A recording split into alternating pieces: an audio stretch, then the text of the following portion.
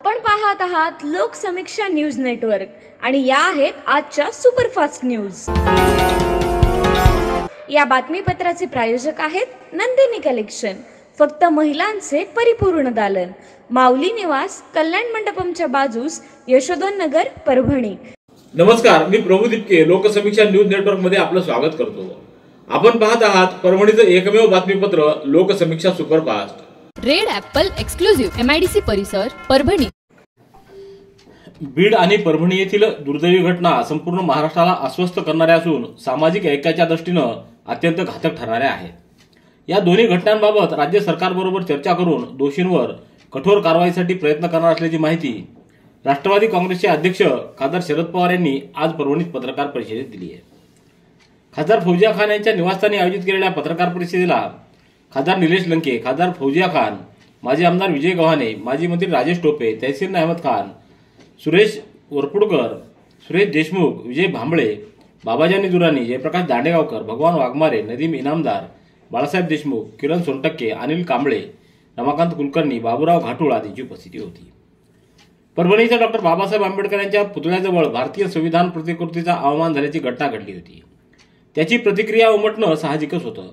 त्यानंतर घडलेल्या प्रकाराशी संबंध नसलेल्या युवकांना पोलिसांनी केवळ प्राथमिक माहितीवरून उचललं आणि जी वागणूक दिली त्यामुळे सोमनाथ सूर्यवंशी या युवकाचा मृत्यू झाल्याचं दिसतं। महाराष्ट्रातील राज्यकर्ते यांनी सत्तेचा वापर शहाणपणानं आणि सामंजस्यपणे करावा असा सल्ला देखील खासदार शरद पवार यांनी यावेळी दिलाय। राष्ट्रवादी काँग्रेस पक्षाचे अध्यक्ष खासदार शरद पवार यांनी आज दुपारी परभणीत मृत सोमनाथ सूर्यवंशी या युवकाच्या कुटुंबियांची भेट घेऊन त्यांचं सांत्वन केलं। या भेटीदरम्यान सूर्यवंशी कुटुंबियांनी विधी महाविद्यालयात शिक्षण घेऊन वकील होऊ इच्छिणाऱ्या सोमनाथ याचा या पद्धतीने मृत्यू व्हावा याबद्दल तीव्र संताप व्यक्त केलाय। पोलिसांनी हेतुता सोमनाथ याला दगडफेकीच्या घटनांमध्ये आरोपी केलं, विविध कलमं लावली, गुन्हेगारासारखी वागणूक दिली, कोठडीत मारहाणही केली, त्यामुळे सोमनाथ याचा मृत्यू झाल्याचा दावा कुटुंबियांनी केलाय। या प्रकरणात आम्हाला न्याय हवाय अशी भूमिका यावेळी त्यांनी मांडली। तर खासदार शरद पवार यांनी आपण संपूर्ण वस्तुस्थिती जाणून घेतली आहे, निश्चितच या कुटुंबियांना न्याय मिळण्यासंदर्भात सर्वार्थानं प्रयत्न केले जातील अशी ग्वाही त्यांनी दिली। तर आपण राज्य सरकारच्या या साऱ्या गोष्टी निदर्शनास आणून देऊ असं देखील खासदार शरद पवार म्हणाले। परभणी इथं संविधानाच्या प्रतिकृतीची अवमानना झाल्यानंतर या ठिकाणी दंगल उसळली। यामध्ये सोमनाथ सूर्यवंशी या युवकाचा न्यायालयीन कोठडीत मृत्यू झाला होता। स्वर्गीय सोमनाथ सूर्यवंशी यांच्या कुटुंबियांची सांत्वनपर भेट घेण्यासाठी राज्यभरातील विविध नेते येत आहेत। आज राज्याचे उपमुख्यमंत्री अजित पवार यांनी परभणी इथं येत सोमनाथ सूर्यवंशी यांच्या आई आणि भावाची भेट घेतली। उपमुख्यमंत्री अजित पवार हे शनिवारी रात्री 7:30च्या सुमाराला परभणीत दाखल झाले। त्यांनी नवा मुंडा येथील स्वर्गीय सोमनाथ सूर्यवंशी यांच्या कुटुंबियांची भेट घेऊन त्यांचं सांत्वन केलं, त्यांचं म्हणणं ऐकून घेतलं आणि सरकार याबाबत न्याय देईल अशी ग्वाही दिली। यावेळी आमदार राजेश विटेकर, आमदार रत्नाकर गुट्टे, राष्ट्रवादीचे महानगर जिल्हाध्यक्ष प्रताप देशमुख तसंच जिल्हाधिकारी रघुनाथ गावडे, नांदेड परिक्षेत्राचे विशेष पोलीस महानिरीक्षक शहाजी उमाप, अतिरिक्त पोलीस अधीक्षक यशवंत काळे व अन्य अधिकाऱ्यांची उपस्थिती होती। गुडघे दुखत आहेत, आता काळजी नको। आयुर्वेदिक उपचाराने गुडघ्यावर उपचार करा आणि जगा आनंदी आयुष्य। बालाजी आयुर्वेदिक निसर्गोपचार केंद्र, तलाठी कार्यालयाच्या पाठीमागे, वसमत रोड, परभणी। संपर्क डॉक्टर गोविंद कामटे, मोबाईल क्रमांक 9923300914। राष्ट्रवादी काँग्रेस पक्षाचे ज्येष्ठ नेते खासदार शरद पवार यांनी आज दुपारी परभणीला भेट दिली। यावेळी परभणी शहरातील स्टेशन रोडवरील डॉक्टर बाबासाहेब आंबेडकर यांच्या पूर्णाकृती पुतळ्याला अभिवादन करून त्या ठिकाणी असलेल्या भारतीय संविधान प्रतिकृतीच्या अवमानाची माहिती घेतली। त्याचबरोबर तेथील प्रतिकृतीची त्यांनी पाहणी देखील केली। यावेळी त्यांच्या समवेत खासदार फौजिया खान, विजय गव्हाणे, राजेश टोपे, सुरेश वरपुडकर, सिद्धार्थ हत्यांबेरे, भीमराव हत्यांबेरे आदींची उपस्थिती होती। राज्याचे उपमुख्यमंत्री अजित पवार यांनी आज परभणीचा दौरा केलाय। आज सायंकाळच्या सुमाराला ते परभणी शहरात आले होते। त्यांनी दंगल प्रकरणामध्ये मृत्यू पावलेल्या सोमनाथ सूर्यवंशी यांच्या कुटुंबियांची भेट घेऊन त्यांचं सांत्वन केलं। त्याचबरोबर ज्या ठिकाणी संविधानाच्या प्रतिकृतीची अवमानना झाली त्या ठिकाणी जाऊन डॉक्टर बाबासाहेब आंबेडकर यांना पुष्पहार अर्पण करत त्या ठिकाणाची पाहणी करून उपस्थितांकडून माहिती घेतली। यावेळी त्यांच्या समवेत आमदार राजेश विटेकर, आमदार रत्नाकर गुट्टे, जिल्हाधिकारी रघुनाथ गावडे आदींची उपस्थिती होती. संविधान प्रतिकृतीच्या झालेल्या अवमानानंतर परभणी येथील परिस्थिती चिघळली.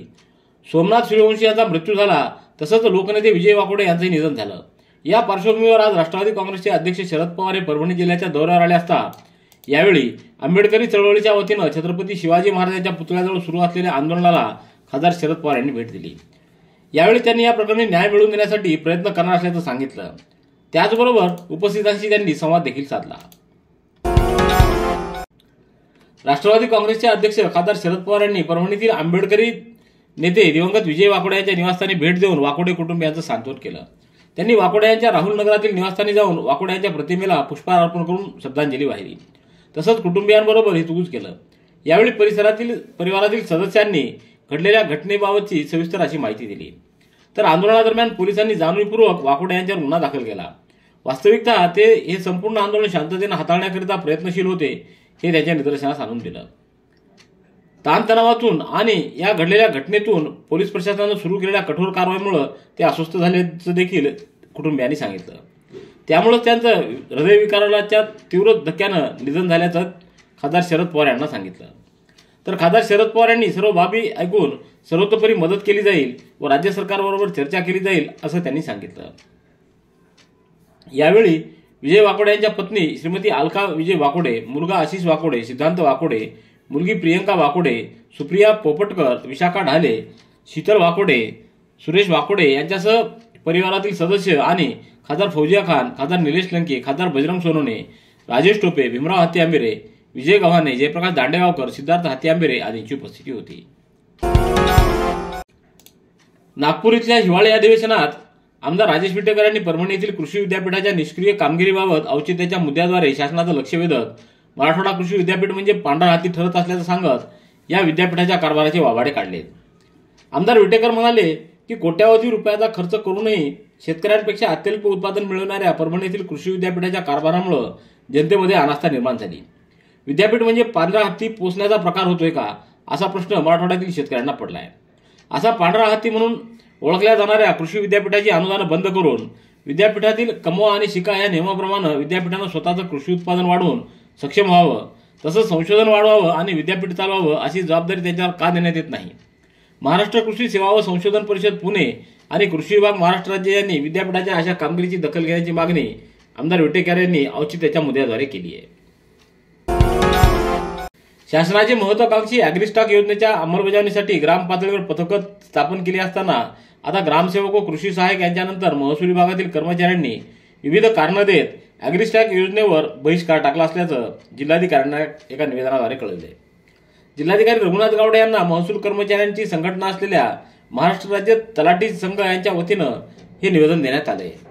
Red Apple furniture, smart furniture for smart people, exclusive Parbhani शहरातील भव्य शोरूम रेड ॲपल एक्सक्लुझिव्ह, भारतातील स्मार्ट फर्निचर ब्रँड आता आपल्या परभणी शहरामध्ये.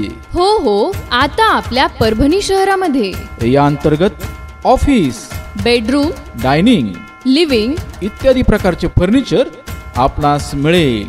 Bedroom set, bed, dressing table, sofa set, कपाट, डायनिंग टेबल, टीपॉय आणि स्टील फर्निचर इत्यादी सर्व प्रकारचे फर्निचर तेही आकर्षक किमतीमध्ये उपलब्ध आहे. एक वेळ अवश्य भेट द्या. रेड ॲपल फर्निचर, MIDC परिसर, भारतीय स्टेट बँकेच्या जवळ, परभणी. परभणी तालुक्यातल्या पेडगाव येथील जिल्हा परिषद प्राथमिक उर्दू शाळेत विद्यार्थ्यांना शालेय व्यवस्थापन समितीच्या वतीनं विद्यार्थ्यांना गणवेश वाटपाचा कार्यक्रम संपन्न झाला. पेडगाव ग्रामपंचायतचे उपसरपंच शेख सलमान यांच्या हस्ते शालेय गणवेश वाटप करण्यात आले. यावेळी हरेश खान, मुबिन खान, फिरोज खान, अबुजर खान, शेख शेर खान, हाफिज नूर, शेख जफर, सय्यद रसूल, गौस खान आदींची उपस्थिती होती.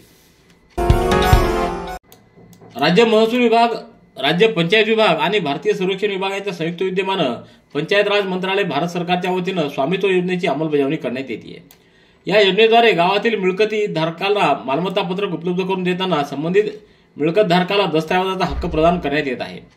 आतापर्यंत या योजनेअंतर्गत राज्यातल्या 3.17 लाख गावाहून ड्रोन सर्व्हे पूर्ण करण्यात आलेला असून 1.19 लाख गावातून 2.19 कोटी मालमत्ताची पत्रकं तयार करण्याची महत्वाची प्रगती साध्य केली आहे. स्वामित्व योजनेच्या माध्यमातून ग्रामीण भागातील लोकांना त्यांच्या निवासी मालमत्तेच्या मालकीबाबत मालमत्ताविषयक कागदपत्र उपलब्ध झाल्यानं ग्रामीण क्षेत्रातील लोकांना सक्षम बनवले जात आहे। याचाच एक भाग म्हणून 27 डिसेंबर रोजी दुपारी 12:30 वाजता पंतप्रधान यांच्या हस्ते 50 लाख मालमत्ता धारकांचं आभासी वितरण करताना ते लाभार्थ्यांना संबोधित करणार आहेत। परभणी जिल्हा परिषद अंतर्गत गंगाखेड तालुका 12 ग्रामपंचायती, जिंतूर तालुक्यात 8 ग्रामपंचायती, पाथरी तालुक्यात 4 ग्रामपंचायती, पालम तालुक्यात 3 तर परभणी तालुक्यात 13 अशा एकूण 40 ग्रामपंचायतीमध्ये या पत्रकांचं वितरण करण्यात येणार आहे। मोबाईल आणि टीव्हीचा वाढती वापर आणि वाढता स्क्रीन टाइम यामुळे शाळेतील व गावातील ग्रंथालय ओस पडलीत। त्या ग्रंथालयातील निराधार पुस्तकं वाचकरूपी मायबापाच्या प्रतीक्षेत आहेत। अशा परिस्थितीत मुलांनी शाळेतील ग्रंथालयातील पुस्तकाशी मैत्री करून पुस्तक वाचनाचा आनंद घेण्याची वेळ आली आहे। 21 डिसेंबर रोजी पूर्णा तालुक्यातल्या जिल्हा परिषद प्राथमिक शाळा माखणी या शाळेत याबाबतचा कार्यक्रम आयोजित करण्यात आला। HRCच्या वतीनं माखणी या शाळेला 114वी आनंदी वाचनपेटी भेट देण्यात आली। या संस्थेमार्फत आतापर्यंत जालना, हिंगोली, परभणी, बीड व पुणे जिल्ह्यातील 114 शाळांना ही आनंदी वाचनपेटी लोकसहभागातून भेट देण्यात आलेली आहे। यावेळी डॉक्टर पवन चांडक, संदीप भंडे, संतोष रत्नपारखे, राजेंद्र खापरे, मारुती डोईफोडे, विष्णू आवरगण, इंद्रजित आवरगण, सचिन आवरगण आदींची उपस्थिती होती। बदललेल्या जीवनशैलीमुळे माणसाचं आरोग्य बिघडत चाललंय। अशा काळात योग शिक्षक विविध गावांमध्ये तांड्या वस्तीवर जाऊन योग सत्रामार्फत नागरिकांचं आरोग्य जोपासण्याचं महत्त्वपूर्ण काम करतायत। योग शिक्षकांचं हे कार्य आणि मागण्या आपण मुख्यमंत्री देवेंद्र फडणवीस यांच्याकडे पोहोचू हा विषय विधिमंडळात मांडणार असल्याचं स्पष्टीकरण राज्याच्या राज्यमंत्री मेघना बोर्डीकर यांनी केलंय। नागपूरच्या हिवाळी अधिवेशनादरम्यान महाराष्ट्र योग शिक्षक संघाचे संस्थापकीय अध्यक्ष मनोज निलपवार यांच्या अध्यक्षतेखाली राज्यातील विविध भागातील योग शिक्षक व पदाधिकाऱ्यांनी मेघना बोर्डीकर यांची योग शिक्षक मागण्यांबाबत भेट घेऊन त्यांना निवेदन दिलं। मानवत तालुक्यातल्या केळकरजवळ ते इटाळी रस्त्यावर किराणा घेऊन परत येत असताना एका ट्रॅक्टरच्या धडकेत दुचाकीस्वार असलेला ऊसतोड कामगार ठार झाल्याची घटना 20 डिसेंबर रोजी घडली। याबाबत ट्रॅक्टर चालकाच्या विरोधात मानवत पोलीस ठाण्यात गुन्हा नोंदवण्यात आलाय। इटाळी या गावामध्ये केळकरजवळ शिवारात ऊस तोडीसाठी एक टोळी आली आहे। या टोळीमधून करण शिंदे हा ऊसतोड कामगार, त्याचा भाऊ शिवाजी शिंदे याच्यासोबत मोटरसायकलवर केळकरजवळ इथून किराणा सामान आणण्यासाठी गेला होता। परत येत असताना एका अनोळखी ट्रॅक्टरच्या चालकानं त्याच्या ताब्यातील ट्रॅक्टर भरगाव व निष्काळजीपणाने चालवून शिंदे यांच्या दुचाकीला धडक दिली। यात करण शिंदे हा बाजूला असलेल्या काव्यामध्ये जाऊन पडला। पहाटे 3च्या सुमाराला मानवत ग्रामीण रुग्णालयात करण शिंदे यांचा मृतदेह उत्तरीय तपासणीसाठी आणण्यात आला होता। रेड ॲपल एक्सक्लुझिव्ह MIDC परिसर परभणी। याबरोबरचे बातमीपत्र संपलं। पुन्हा भेटूया उद्याच्या सुपरफास्ट बातमीपत्रात। पाहत रहा लोकसमीक्षा। तुम्हाला हे बातमीपत्र कसं वाटलं याबद्दल आपली प्रतिक्रिया नोंदवा। दररोजचे अपडेट्स मिळवण्यासाठी लोकसमीक्षा चॅनलला सबस्क्राईब करा। धन्यवाद।